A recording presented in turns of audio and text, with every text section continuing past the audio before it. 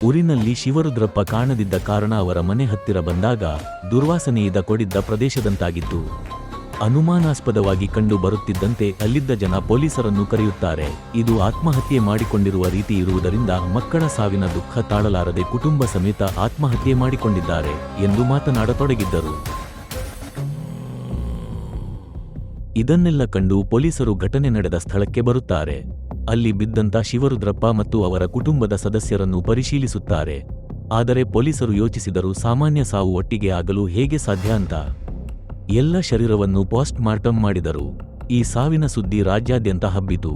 ಈ ಕೇಸ್ ಅಂದುಕೊಂಡ ಹಾಗಿಲ್ಲ ಅಂತ ಅತಿಯಾದ ಒತ್ತಡದಿಂದ ಪೊಲೀಸರು ಮೊದಲಾದ ಶಿವರುದ್ರಪ್ಪನ ಹೆಣ್ಣು ಮಕ್ಕಳ ಕೇಸ್ಗೆ ಪರಿಹಾರ ನೀಡಲು ವಿಫಲರಾದ ತನಿಖಾಧಿಕಾರಿ ಉಮೇಶ, ಆದ್ದರಿಂದ ಕಮಿಷನರ್ ಇತ್ತೀಚೆಗೆ ಬಂದ ಕೇಂದ್ರೀಯ ತನಿಖಾ ದಳಕ್ಕೆ ಈ ಕೇಸ್ ಅನ್ನು ವರ್ಗಾಯಿಸುವ ಆದೇಶ ಬಂದಿರುವುದನ್ನು ತಿಳಿಸಿದರು.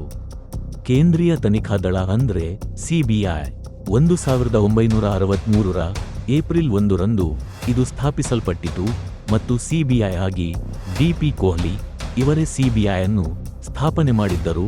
ಇವರ ನೇತೃತ್ವದಲ್ಲಿ ತನಿಖೆಯನ್ನು ಮುಂದುವರಿಸಿದರು.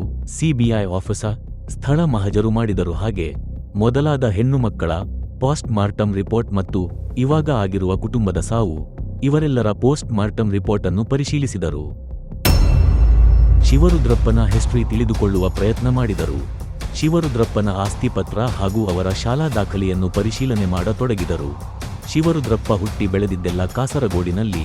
ವಿದ್ಯಾಭ್ಯಾಸ ಅಷ್ಟಿಷ್ಟಲ್ಲ, 1913ರಲ್ಲಿ ಆಸ್ತಿಯ ಅಧಿಕಾರ ಸ್ವೀಕಾರ ಮಾಡುತ್ತಾನೆ.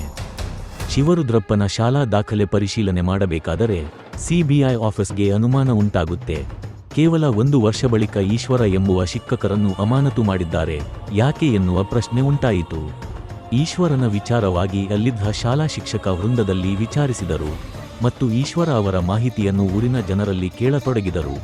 ಆಗ ಗೊತ್ತಾಯಿತು. ಶಿವರುದ್ರಪ್ಪನ ಮನೆ ಕೆಲಸ ರಾಜು ಬಂದು ಹಳೆಯ ಕಥೆಯನ್ನು ವಿವರಿಸಿದ. ಆಗ ಸಿಬಿಐ ಆಫೀಸರ್ಗೆ ವಿಷಯ ತಿಳಿಯಿತು. ಈಶ್ವರನ ಮಗನ ಸಾವಿನ ಹಿಂದಿನ ಕಾರಣ ಶಿವರುದ್ರಪ್ಪ, ಆದ್ದರಿಂದ ಶಿವರುದ್ರಪ್ಪನ ಕುಟುಂಬ ಸಮೇತ ನಾಶ ಮಾಡಿದ ಈಶ್ವರ ಎನ್ನುವುದು ಸಿಬಿಐ ಆಫೀಸರ್ಗಳ ಊಹೆಯಾಗಿತ್ತು. ಸದ್ಯಕ್ಕೆ ಈಶ್ವರನ ಪತ್ತೆ ಹಚ್ಚಲು ಪೊಲೀಸ ಆದಂತ ಉಮೇಶ ಅವರಿಗೆ ತಿಳಿಸಿ ಸಿಬಿಐ ಆಫೀಸರ್ಸ್ ಕೂಡ ತನಿಖೆಯಲ್ಲಿ ಮುಂದಾದರು. ಅಲ್ಲಿರುವ ಹಳೆಯ ಬ್ರಿಟಿಷ ಅಧಿಕಾರಿಯ ಮಗ ಶಿವರುದ್ರಪ್ಪರ ಕುಟುಂಬದ ವಿಷಯ ತಿಳಿದು ತನಿಖೆ ಮಾಡುತ್ತಿರುವುದನ್ನು ಕಂಡು ಅವರ ಮನೆಯಲ್ಲಿದ್ದ ಹಳೆಯ ಫೋಟೋವನ್ನು ಸಿಬಿಐಗೆ ಒಪ್ಪಿಸಿದ. ಸರ್, ಇದರಿಂದ ನಿಮಗೆ ಏನಾದರೂ ಸಹಾಯವಾಗಬಹುದು ಎಂದ. ಅದರಲ್ಲಿ ಶಾಲಾ ಸಮಾರಂಭದಲ್ಲಿನ ಒಂದು ಫೋಟೋ ಮತ್ತು ಅಲ್ಲಿದ್ದ ಶಿಕ್ಷಕರ ಸಹಾಯದಿಂದ ಇದರಲ್ಲಿ ಈಶ್ವರ ಯಾರು ಎನ್ನುವುದನ್ನು ಪತ್ತೆ ಹಚ್ಚುವಲ್ಲಿ ಯಶಸ್ವಿಯಾದರು. ನಂತರ ಈಶ್ವರನ ಫೋಟೋವನ್ನು ಸುತ್ತಮುತ್ತಲಿನ ಎಲ್ಲ ಠಾಣೆಯವರಿಗೂ ಸಹ ಕಳುಹಿಸಿದರು. ಸತತ 1 ವಾರದವರೆಗೆ ಹುಡುಕಾಟ ನಡೆಸುತ್ತಿದ್ದು ಆತನನ್ನು ಹೋಲುವ ಓರ್ವ ವ್ಯಕ್ತಿ ಮಂಗಳೂರಿನಲ್ಲಿ ಕಂಡಿದ್ದರು ಎಂದು ಅಲ್ಲಿನ ಪೊಲೀಸರಿಂದ ಮಾಹಿತಿ ದೊರಕಿತು. ಅದೇ ಸಮಯದಲ್ಲಿ ಮೂಡಬಿದರೆಯಿಂದ ಅದೇ ರೀತಿಯ ಮಾಹಿತಿ ಬಂತು. ಸಿಬಿಐ ಆಫೀಸರ್ಸ್ ಅವರಿಬ್ಬರನ್ನು ಕಾಸರಗೋಡಿನ ಠಾಣೆಯ ವಿಚಾರಣೆ ಕೊಠಡಿಗೆ ಕರೆತರಲು ಆದೇಶ ನೀಡಿದರು. ಅವರಿಬ್ಬರ ದಾಖಲೆ ಮತ್ತು ಬೆರಳಚ್ಚನ್ನು ಪರಿಶೀಲಿಸಿರು. ನಂತರ ಮೂಡಬಿದರೆಯಲ್ಲಿ ಸಿಕ್ಕಂತ ವ್ಯಕ್ತಿಯೇ ಈಶ್ವರನಾಗಿದ್ದ. ಅವನ್ನು ವಶಪಡಿಸಿಕೊಂಡ ಸಿಬಿಐ ಆಫೀಸರ್ಸ್ ವಿಚಾರಣೆ ಮುಂದುವರಿಸಿದರು. ಶಿವರುದ್ರಪ್ಪನಿಗೂ ನಿನಗೂ ಯಾವ ರೀತಿಯ ಸಂಬಂಧ ಎಂದು ಪ್ರಶ್ನಿಸಿದರು. ಅದಕ್ಕೆ ನೇರವಾಗಿ ಈಶ್ವರ, ನಾನು ಯಾವುದೇ ಕೊಲೆ ಮಾಡಿಲ್ಲ ಎಂದು ಹೇಳಿದ. ಅದಕ್ಕೆ ಸಿಬಿಐ ಆಫೀಸರ್, ಓಹೋ, ನೀನು ಕೊಲೆ ಮಾಡಿಲ್ಲವೇ? ಹಾಗಾದರೆ ನಿನ್ನ ಮಗನಾದ ಗಿರೀಶನ ಯಾರು ಕೊಲೆ ಮಾಡಿದರು ಎಂದರು. ಆವಾಗ ಈಶ್ವರ ಬೆಚ್ಚಿಬಿದ್ದ, ನಮಗೆಲ್ಲ ಗೊತ್ತು, ನೀನು ಸತ್ಯ ಒಪ್ಪಿಕೊಂಡು ಕಾನೂನಿಗೆ ಶರಣಾಗಲೇಬೇಕು ಎಂದಾಗ ಈಶ್ವರನಿಗೆ ಬೇರೆಯ ದಾರಿ ಕಾಣದಿರುವುದರಿಂದ ಒಪ್ಪಿಕೊಂಡ. ಈಶ್ವರನ ಮೇಲೆ ಎಫ್ಐಆರ್ ದಾಖಲಾತಿ ಮಾಡಿದರು. ಇವನು ನೀಡಿರುವ ಸಂಪೂರ್ಣ ಮಾಹಿತಿಯನ್ನು ಚಾರ್ಜ್ ಶೀಟ್ನಲ್ಲಿ ರೆಡಿ ಮಾಡಿದರು. ಈತನ ಕೇಸನ್ನು ಹೈಕೋರ್ಟಿನಲ್ಲಿ ಸಲ್ಲಿಸಿದರು.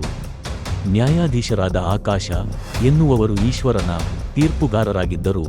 ವಾದ ವಿವಾದ ಮಾಡಲು ಯಾವುದೇ ರೀತಿಯ ವಕೀಲರು ಇಲ್ಲದ ಕಾರಣದಿಂದ ವಾದ ಮಂಡಿಸಲು ವಕೀಲ ಭರತ ನನ್ನು ಏರ್ಪಡಿಸಿದ್ದರು. ವಿವಾದ ಮಂಡಿಸಲು ಅಮೃತನನ್ನು ನೇಮಕ ಮಾಡಿದರು. ಆರೋಪಿಯಾದಂಥ ಈಶ್ವರನನ್ನು ನ್ಯಾಯಾಲಯದಲ್ಲಿ ನಿಲ್ಲಿಸಿದರು. ವಕೀಲರಾದಂಥ ಭರತ ಅವರು ವಿಷಯ ಪ್ರಸ್ತಾಪ ಮಾಡಿದರು. ಆರೋಪಿ ಈಶ್ವರ ಮಾಡಿರುವ ತಪ್ಪನ್ನು ಒಪ್ಪಿಕೊಂಡು ಶರಣಾಗತನಾಗಿದ್ದಾರೆ ಮಹಾಸ್ವಾಮಿ ಎಂದು ನ್ಯಾಯಾಧೀಶರಿಗೆ ತಿಳಿಸಿದರು. ಅದಕ್ಕೆ ನೇರವಾಗಿ ಆರೋಪಿಯ ಸ್ಥಾನದಲ್ಲಿರುವ ಈಶ್ವರನ ಕೇಳಿದರು, ಇದನ್ನೆಲ್ಲ ನೀವು ಒಪ್ಪುತ್ತೀರಾ ಎಂದಾಗ ಹೌದು ಸ್ವಾಮಿ ಎಂದನು. ಆಗ ನ್ಯಾಯಾಲಯದ ನ್ಯಾಯಾಧೀಶರಾದ ಆಕಾಶರವರು ಆರೋಪಿ ಆದಂತ ಈಶ್ವರ, ಶಿವರುದ್ರಪ್ಪನ ಇಬ್ಬರ ಹೆಣ್ಣುಮಕ್ಕಳು ಮತ್ತು ಅವರ ಕುಟುಂಬದ ಎಲ್ಲ ಸದಸ್ಯರಿಗೆ ಕುಡಿಯುವ ನೀರಿನಲ್ಲಿ ವಿಷಕಾರಿ ಬೇರು ಬೆರೆಸಿ ಅವರನ್ನು ಕೊಲೆ ಮಾಡಿದ್ದ ಎಂದು ತೀರ್ಮಾನಿಸಿ ಮತ್ತು ಎಲ್ಲ ಸಾಕ್ಷಿ ಪರಿಶೀಲಿಸಿದಾಗ ಮತ್ತು ಈತನ ಮಗನ ಸಾವಿನ ದುಃಖ ತಾಳಲಾರದೆ ಆತನು ಕಾನೂನುಬಾಹಿರ ಚಟುವಟಿಕೆ ಮಾಡಿರುವುದರಿಂದ ಅಪರಾಧಿ ಎಂದು ತೀರ್ಮಾನಿಸಿ ಘನ ನ್ಯಾಯಾಲಯವು ಇವನಿಗೆ 15 ವರ್ಷ ಕಾರಾಗೃಹ ಶಿಕ್ಷೆಯನ್ನು ವಿಧಿಸಿದೆ.